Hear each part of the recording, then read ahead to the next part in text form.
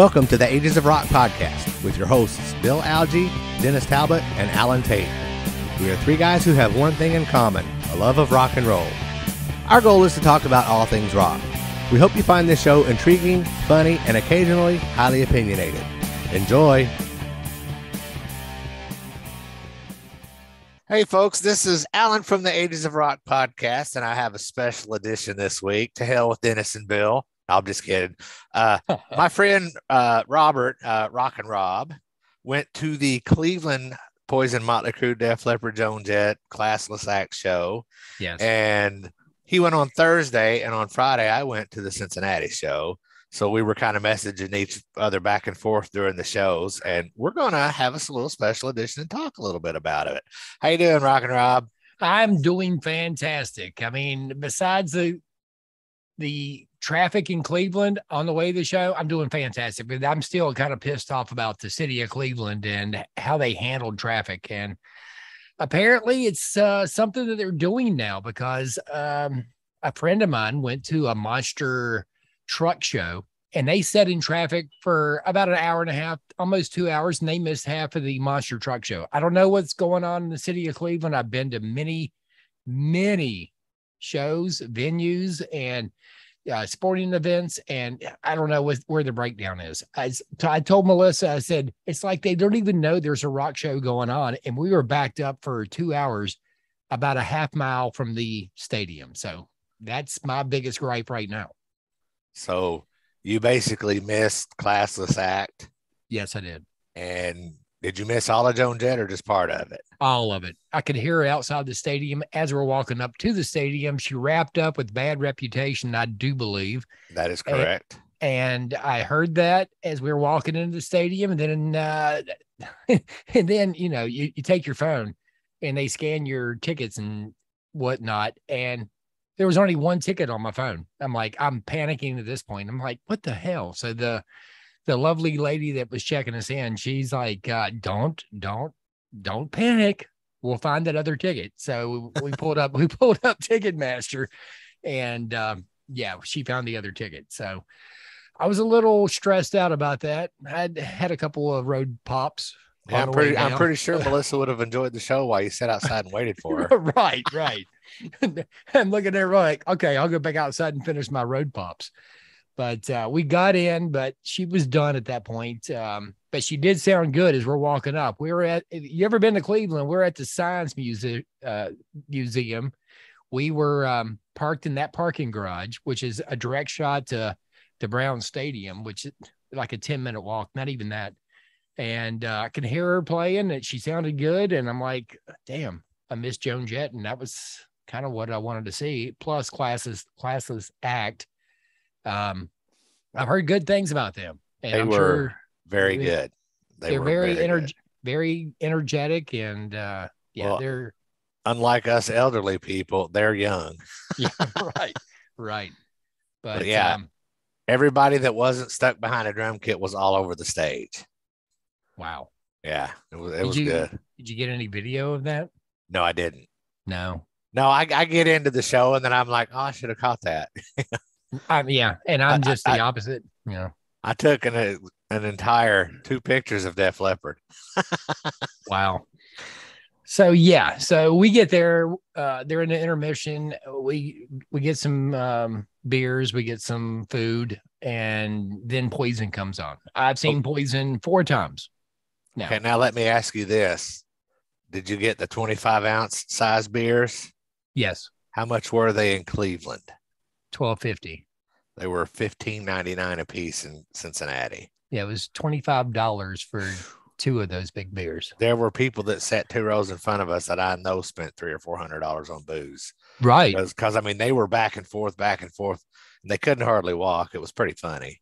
Right. We had a lot of those too. But when I got there, I'm looking at the crowd, and it's like, these are my people. These are the people I grew up with.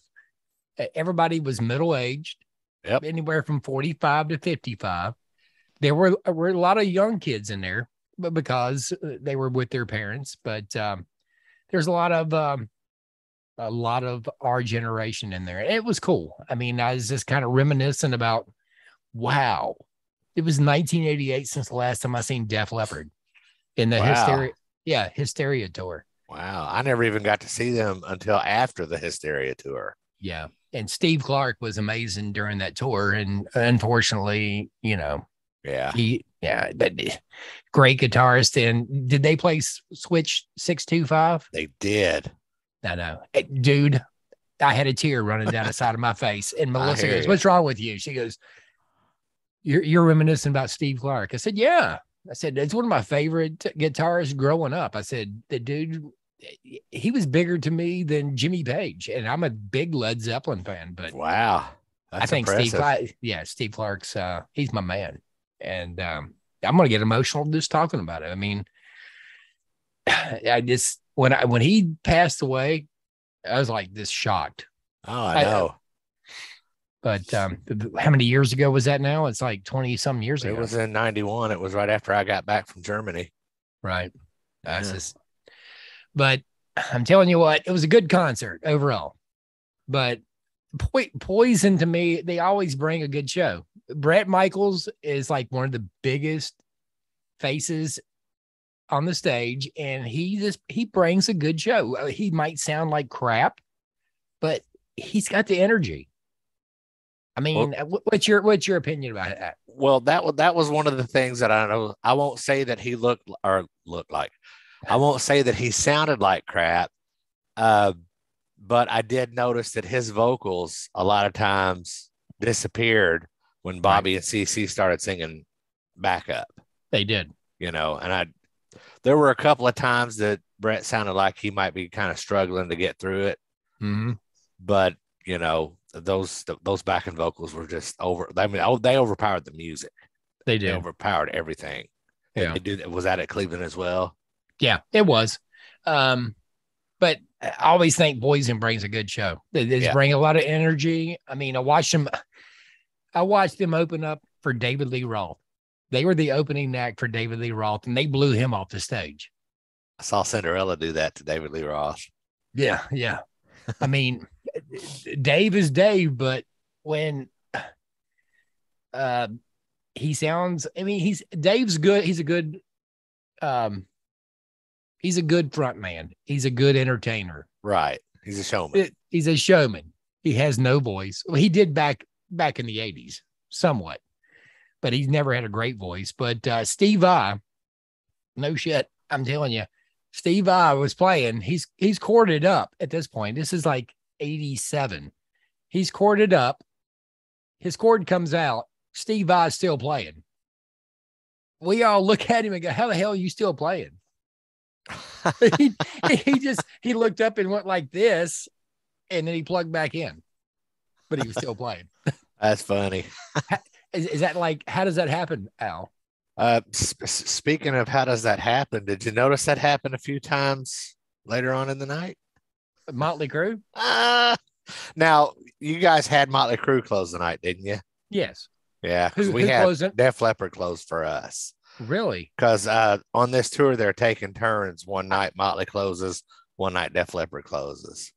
So Def Leppard had, and that's interesting because Motley Crue had such a great visual at night. Once the sun went down, they had a great, visual. It's like smoke and mirrors. They're wanting you to watch all this other stuff going on as they're up there performing. And I'm told Melissa, I said, this is like smoke and mirrors. They just want you to be visually entertained while they're up there just kind of roughing it through the set. I mean, I don't think they sounded great by any stretch of the imagination, but they were better than I thought they would be. Yeah. It seemed to me, I felt like the guitar player, the bass player, and the drummer were all actually playing. Yeah. And there were a couple of songs in the beginning that, while the vocal was off because he never can sing on time like he does on the record. Right. Some of the songs, all of the songs were well enunciated, or at least he got through the words. And then some of the songs were just awful, you know. Well, he had help on back. He had some backing tracks in the background because a couple of times I've seen him.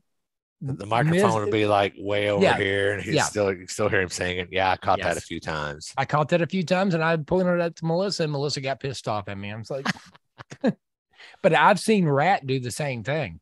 Well, Rat is, I know. Kiss. I've never seen Kiss in concert. They've never lip synced before. Kiss. They've lip synced on TV before, and on this end of the road or never going to be the end of the road tour, whatever you want to call it, it's obvious that Paul's got some vocal help, right? And much like Motley Crue, they're a visual band, and there's more to it than just the singing. Yeah. So and I give Vince a lot of leeway if he's got backing vocals. Obviously, that song from the movie The Dirt, I think that entire thing was pre-recorded because it was all perfect.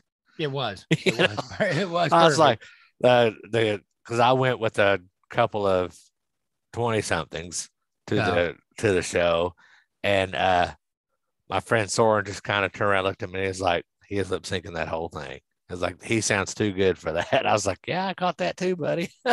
Right. I mean, and it is what it is. And then I heard a couple of weeks ago, the media is giving Vince so much shit about monitors with the lyrics. They all do it.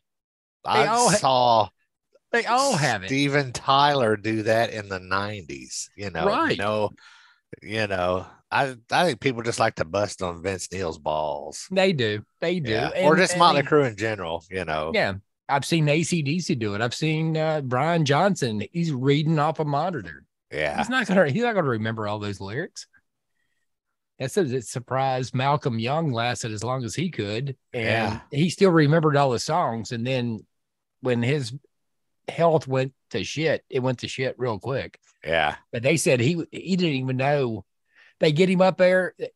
They said Angus would actually rehearse with him before the concert to make sure he knew all the chords and stuff. Yeah. And then it'd come back to him, and then he'd jump out there and just do it. But yeah, that I think it was Rocker Bus Tour.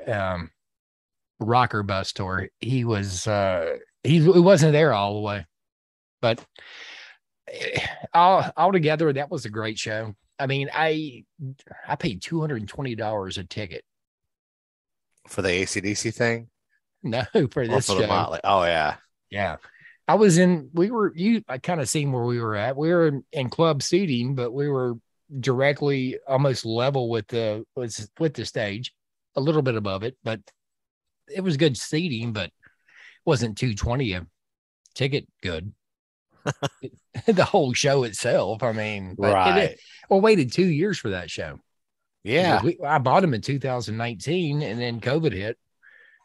They thought they would get it in 2021, and they said no. So here we are, 2022, and I mean, would you pay for your ticket, or did you get free ones? I said I wasn't going unless I got a free ticket. And then he's like, hey, you want to go? You know how many free concerts I've been to this year? I know. I'm sure. I went and saw Rod Stewart 2 weeks ago. That was a free ticket. I bet that was good. And I saw the Doobie Brothers the night before the Motley Crue show. Yeah. So I've been to Nashville, Indianapolis, and Cincinnati all in the last 2 weeks. That's crazy. I was pretty wore out yesterday. Yeah. The road dog's got a flat tire. Right. I mean, we're going to go see Sammy Hagar. Are you? Yeah. I've got 2 shows left this year. I'm going to Louisville in September on the Saturday of the Louder Than Life Festival because Alice Cooper and Kiss and Rob Zombie. Right. So I'm going for that day. And then the last ticket that I have for this year, which was a gift, is Wasp in Nashville. Wasp? Yeah. They're still touring? Well, it's Blackie Lawless and whoever he's got as a hired gun. But yeah, I never saw Wasp, so that would be a good show. We're gonna find out unless he cancels the gig. He's been known to cancel a show the day of a concert. Yeah. So was Axl Rose back in the day. Yeah. I saw Guns N' Replacements, but I never saw Guns N' Roses. Right. So what did you think about Def Leppard since they were the headliner? Did they have a lot of visual? Yes, they did. And going back to the visual stuff that you were talking about with Motley Crue, they had all of the visual stuff. It was overcast, so it was kind of dark anyway. Mm-hmm. So most of the visual stuff came through pretty well. I did not Right. like that big smoke bomb that they put off, and At the beginning. I was near the third baseline, so fortunately I didn't get caught up in that. But that was so thick, man. I was, people are probably still coughing up red powder 2 days later. What, at the beginning of the show? Yes. Where they had the big old, and it all started rolling in. Yeah. Yeah. We were way far from that. So yeah. But what did you think about? I mean, I thought Joe Elliott's vocals were pretty good. At our show. I was really pleased with his vocals too, because I've seen the last time I saw them was when they toured with Kiss back in 2014, I believe. And he was struggling a little bit vocally then. Yeah. But I think that for a lot of the artists, that 2 years that they took off for COVID kind of helped them recuperate. Right. You're going to get your voice better whether you want to or not. Right. But that was the same thing with Rod Stewart. I had heard stories before where he struggled to sing. Yeah. But seeing him a couple of weeks ago, his voice was top notch. Really? That his voice was top notch. He had 3 female backup singers, and they were fantastic. And there was like 11 people in his musical ensemble. It was something else. Well, I'm sure. And Elton John, he's coming to Cleveland soon. Laura and I saw him here in Evansville 3 or 4 years ago. Did you see the video clip where he had a hissy fit during the beginning of Philadelphia Freedom because his piano patches didn't sound right? No, I didn't. That was in Evansville. Was it really? Yeah. I was like, he's going to have a hissy fit and he's not going to play my favorite song now. I'm going to be mad. Did he play it? But he played it, so it was all good. So I got to hear my favorite song and I got to see him have a tantrum. I'd love to go see him, but would you pay for tickets for that? Or did you get free tickets again? It seems like I paid about 180 a piece for them. That's not bad. Yeah, that's not bad. They weren't too awful expensive, But of course, when you hear our parents, they're like, "Oh my God, I can't believe you spent that." I'm like, yeah, it's like $25 or like $15 back in the day. Well, I remember, when you and I were teenagers, a ticket was $15.50. Right. So I went and saw Kiss in '87. Right.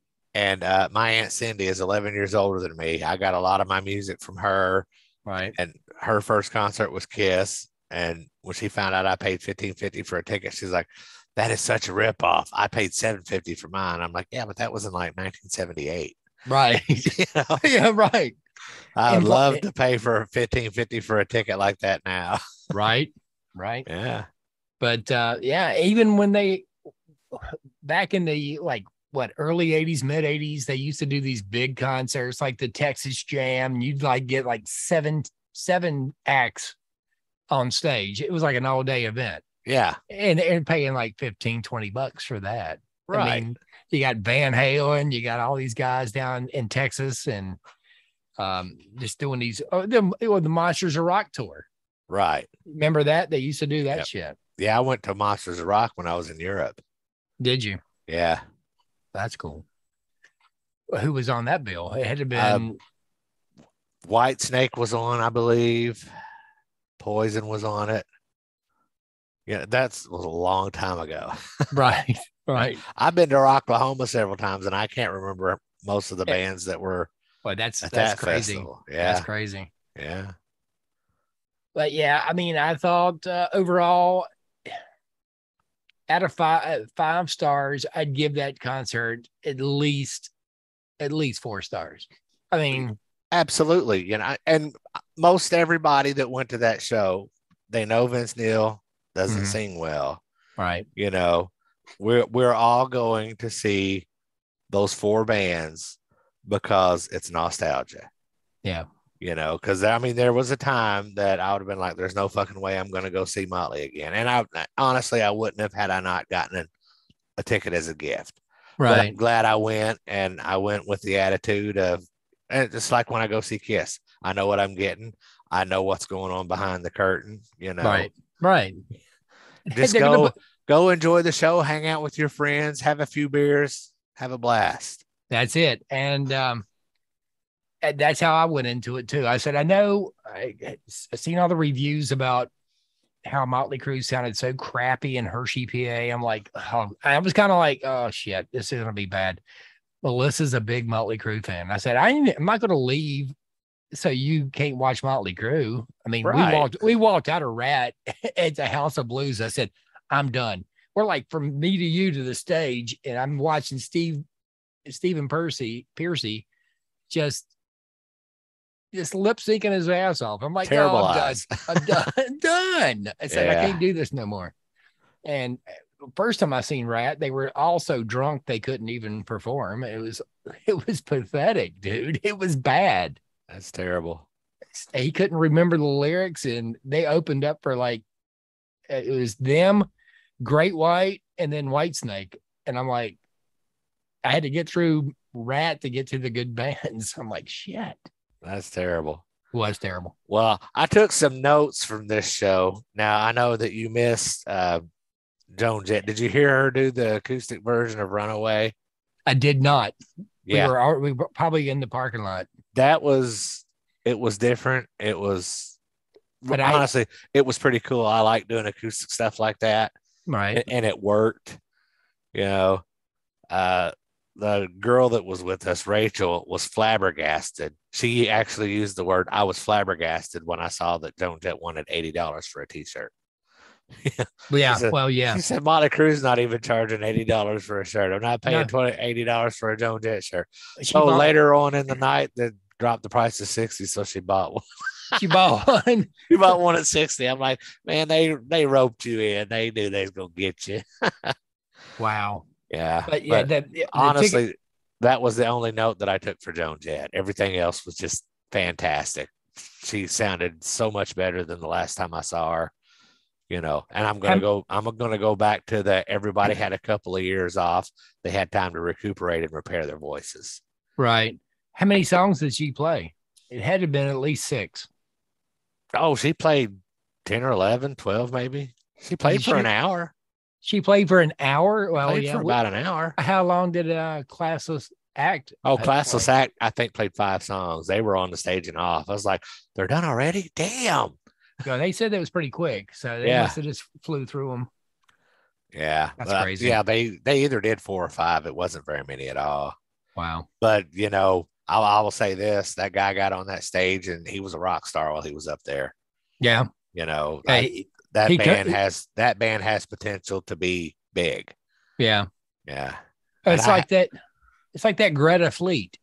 I thought they were going to be a big band, and they all of a sudden just disappeared. The band, it sounds like Led Zeppelin. Have you heard them? Come, Bonham. Yeah. You know what I'm talking about, right? Yeah. Greta Van Fleet. Yeah. I know who they are. Yeah. Have you seen them? I have not seen them live, but I've heard, you know, they've had their songs played on the radio and stuff. Right. But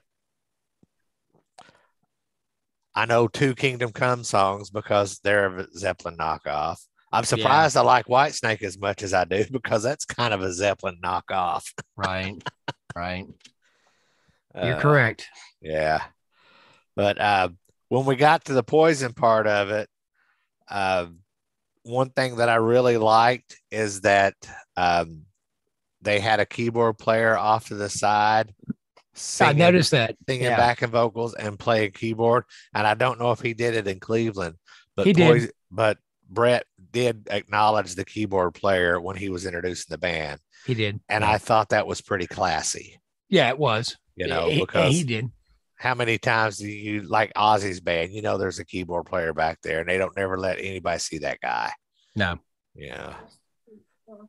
You know, and I already commented about the backing vocals being too loud.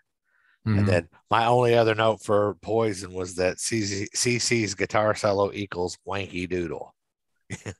Yeah. I mean, his playing is impressive, I guess, but guitar solos and drum solos do nothing for me. Right. Yeah. Did he do a little tribute to Eddie with the He did. eruption? I did like that. And then they put on the screen, the Frankenstein pattern or whatever. I didn't notice that. Yeah. I didn't. It was on that big long screen at the top. I didn't notice that. Top of the stage. As soon as he hit that, I'm like, oh, he's gonna do a little. He did little tribute. Yeah. That was. It was good. Cool. It was pretty cool. But yeah, you're right. I mean, the guitar solo is just a typical CC DeVille guitar solo. I've heard him do better ones. Right. I didn't think it was that great. And the drum solo was crap. It was bad. Yeah. It wasn't good. But of course he had what? He had throat cancer. Yeah, he had tongue cancer. Yeah. Tongue cancer, yeah. Damn near killed him. Yeah, that's what I hear. Yeah. But I'm definitely happy that he beat that. Still up there. Yeah. Yeah. I think they could take those guitar solos and drum solos, get rid of them, and play one more song. Yeah. Right. I agree with that. Yeah. What song would I wanted to hear that they didn't do? Well, they did Ride the Wind. They did they do Unskinny Bop? No, they didn't. They did they not. Didn't do. They didn't do it. They did not do it. And I don't think they did. Yeah. I doubt they did because they've got their stage shows all set up, and I'm sure with their in-ear monitors and everything. Most bands now play to a click track at the very least. Right. So because they keep that show, it's a well-oiled machine and it's timed out just perfect. You hit the stage at this time, you were done at exactly this time, and then they clear the stage off for the next. It's never like that with STP.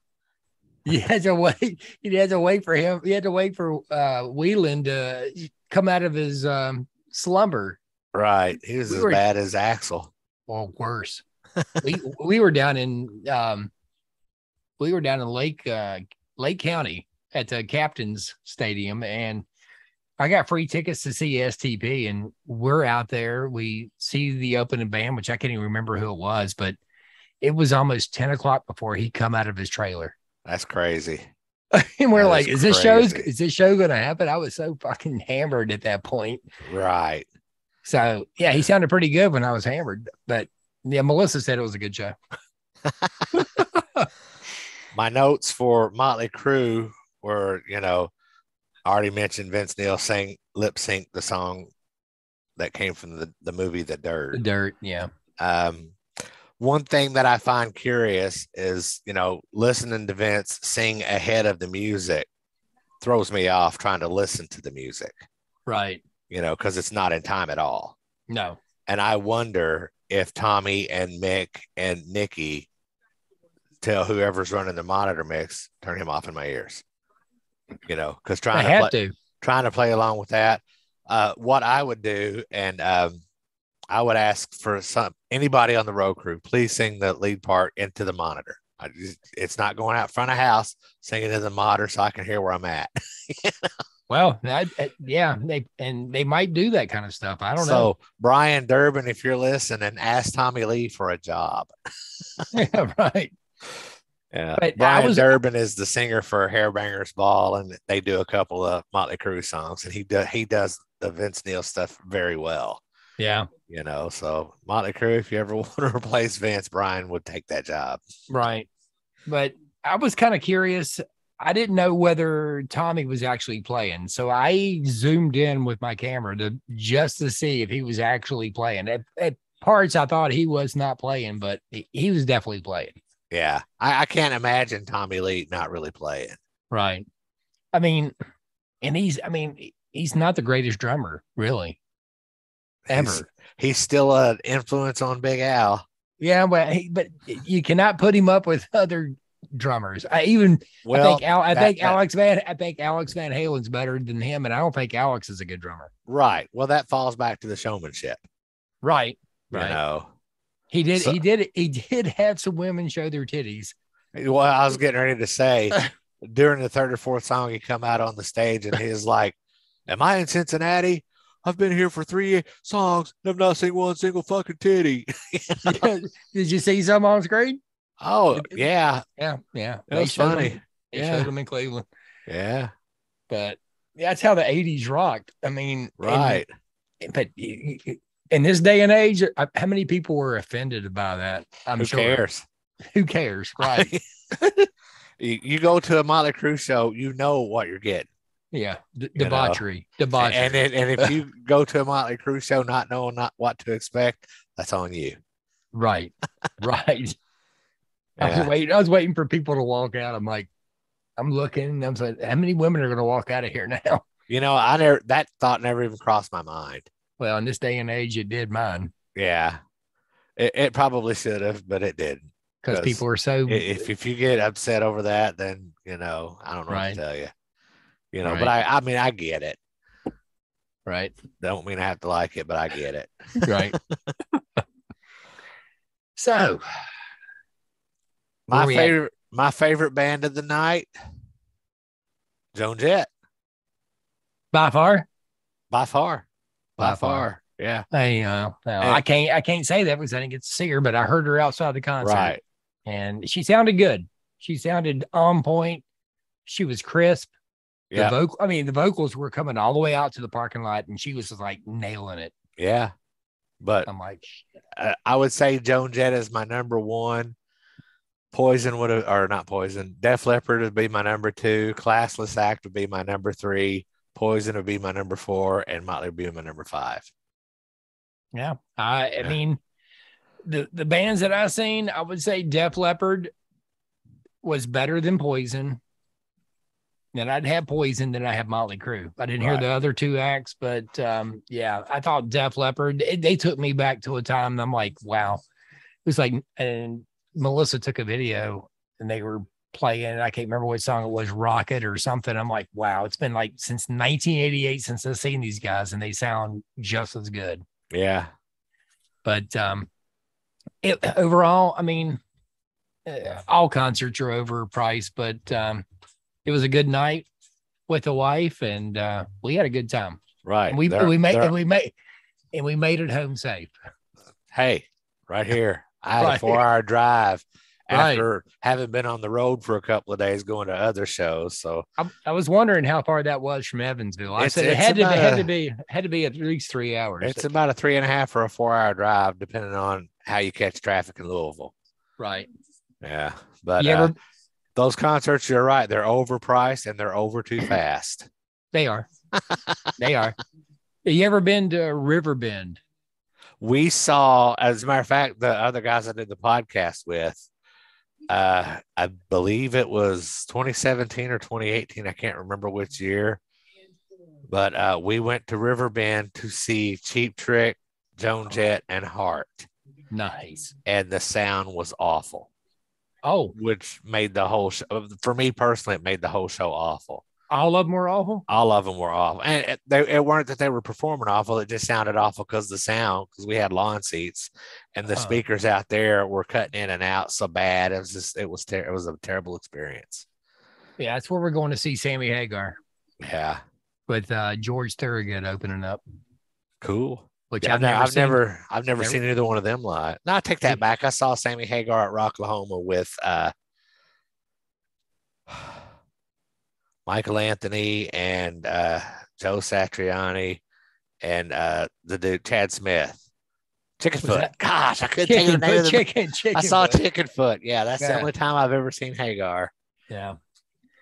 So yeah, I guess Sammy is touring with Michael Anthony, of course, and Jason Bonham is on drums. On the drums. And Vic Johnson. Vic Johnson, yeah. Yeah. I guess that's called the Circle. The Circle. Yeah. But I'm looking forward to it because I'm a big, Zeppelin fan. So Jason Bonham is about as close as I'm going to ever get to seeing John Bonham perform. Right. I got to meet Jason Bonham. That's awesome. I saw Foreigner back in 2005. I forgot he did. He was touring with them. He was touring with them, and it was by chance that we saw them that night because we were supposed to see Leonard Skinner, but something happened and they couldn't play that night. Yeah. And Foreigner happened to be traveling through the area, I guess, and that's who you ended up with. They got Foreigner to end up headlining that night, and then at the end of the show, they stuck around and we got to meet Mick Jones and Kelly Hansen and Wow. Jason Bonham and Jeff Pilson. That's awesome. And I've kind of made friends with Jeff Pilson, which is really cool. That's cool. Which he even did a radio bit for my radio station. Oh, did he? Yeah, he did. Did he? That's the only rock star I've ever got to do one. But he was like, "Hell yeah, I'll do it." He's a bass player, right? Yes. Yeah. Who was Dawkin. He with? With Dawkin. That's right. Yeah, rocking with Dawkin. Right. That's awesome. Yeah. Damn. Okay, I'm gonna have to put my application in for your radio station. You do it. I'll send you the link as soon as we're done recording. Okay. Yeah. Right on. You got anything else? I want you to plug yourself. You are Rockin Rob.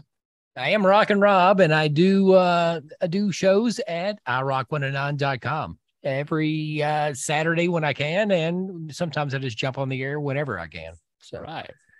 And the name of your show is The Classic Cafe. The Classic Cafe. Remember when I did the Big Al's Rock and Roll Diner? Yes, I do. Now, for y'all, for those of y'all, because I'm not smart enough to introduce Rob properly, Rob and I go back internet radio way back into the early 2000s. Early 2000s. Because we were on 2 different renditions of Hot Rocks radio together. Right. Yeah. We were on this one radio station that said they wanted classic rock, but they basically kicked me off, and Rob quit while he was on the air because they were like, Roberta Flack is classic rock. The shit you're playing is not. I'm like, no, Roberta Flack is oldies. If you want us to play oldies, we will. Yeah, right. You know? Yeah, I remember that. I said, I'm done. I pulled the plug and just. Yeah. And then we were both on iRock 109 together during its first incarnation. Right. How many incarnations was there? Is that at least of iRock 109? I was only there for one, so I don't know. Oh, iRock 109. I'm thinking of Hot Rocks Radio. Yeah, I know there were 2 Hot Rocks radios. There was a .com and a .net. Right. But yeah, I mean, we got a few DJs over there, but it's not like it used to be since the Count passed away. Yeah, I'd heard about that. I was sad to hear that. Yeah.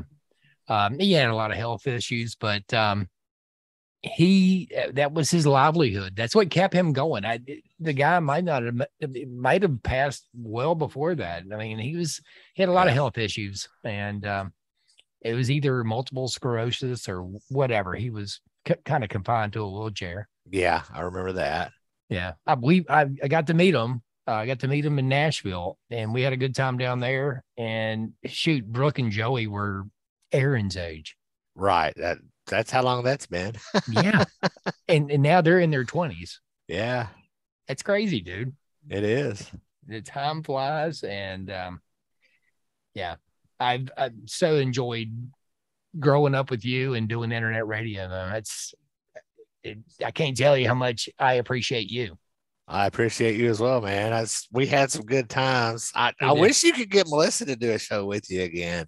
Well, she might, but yeah, she's like, I'm kind of done with that. So yeah, well, that's just because she messed you every time. Yeah, she threw me under the bus, and that was the fun part about it. That was the best part of the whole show. Right. Bob and Tom ain't got nothing on you guys. No, we could have went far with that. Yeah. She's funny. Yeah. We play off each other though. Yep. All right, man. Well, I appreciate you coming on the show and doing this show review that we got sidetracked on like 80 times, but that's Ages of Rock podcast. We never stick to the script anyway. No. So hang on tight for a minute. I'm going to take us out of here. People, y'all know the drill. Visit agesofrock.com. Check out our past episodes and social media links. And until next time, peace out. I got to find that record button. Stop record.